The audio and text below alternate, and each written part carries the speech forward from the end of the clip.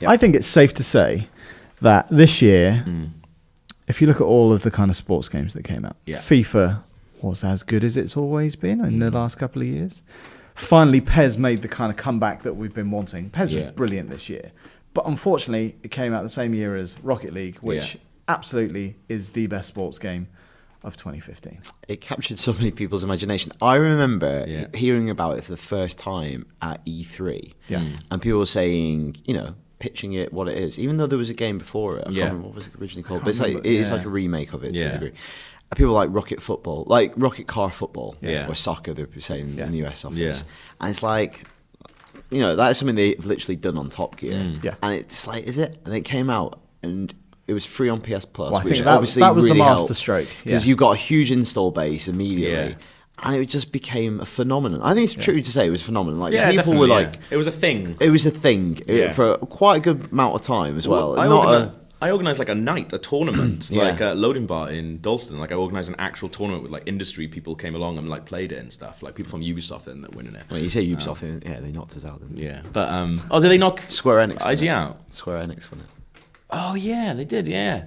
But they were really good anyway. But that's the thing. It became a thing. Like I was in that night because I was hosting it, so I was trying to do like commentary and stuff. But people were watching it like it was a real sport. Yeah, it was brilliant. Because I'm not massively into esports just because I haven't got into it, and I don't really play many of the games that esports hinge on. Yeah. And we had a big projector on that night in spectator mode. So basically it looks like a game of football. Yeah.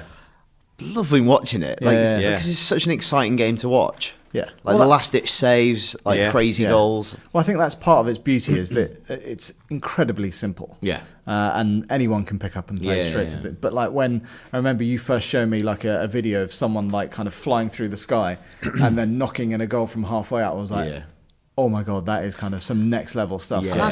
I'm still nowhere near that. It is really simple. Yeah, but there's a knack. Like it's really hard to get. Like initially you're like, I can't hit it. Yeah, it's not going exactly. And then you learn little tricks like swerving and how to. And like flipping, then you still miss it, but you still miss it occasionally because it's. But you do have those games where everything that you do is exactly right, and it just goes into the corner of the net. And then you have those other games where you rock it past and miss the ball, and it goes in your own net, which we've all had. I was going to say the thing that's really good about it as well is all the DLC and stuff that's come out. It's all sort of skin stuff. It doesn't change the car.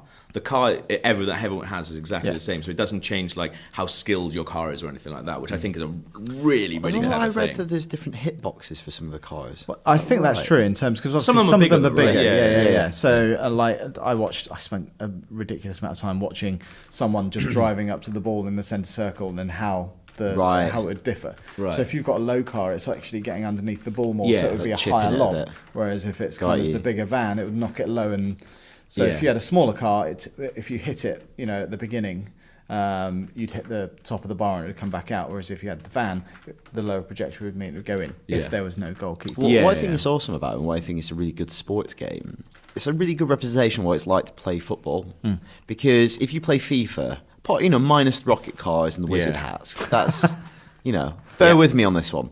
Is if you play FIFA or PES, there's loads of assists going on, and you're going from player to player. This, you have to think about anticipating where the ball's going to go. If you play proper football, that's what it's about. It's being positioned, really stressful, being disciplined.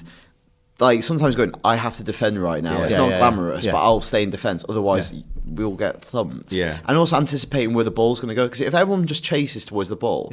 You'll do terribly. We did all right. We had a kind of a bit of a rush goalie system in place. So someone would always make sure they're back to cover. But being the keeper is nails. Especially again, like we mentioned it before, but playing with Rory as well is bonkers because we came back. We went to the pub one Friday night, and then me, Rich, Rory, and my girlfriend came back to the office. We thought, we'll just play Rocket League, and the amount of times that Rory he'd just seen Mad Max as well, so he's just shouting, "Witness me!" So he's bombing through the ball, running through this.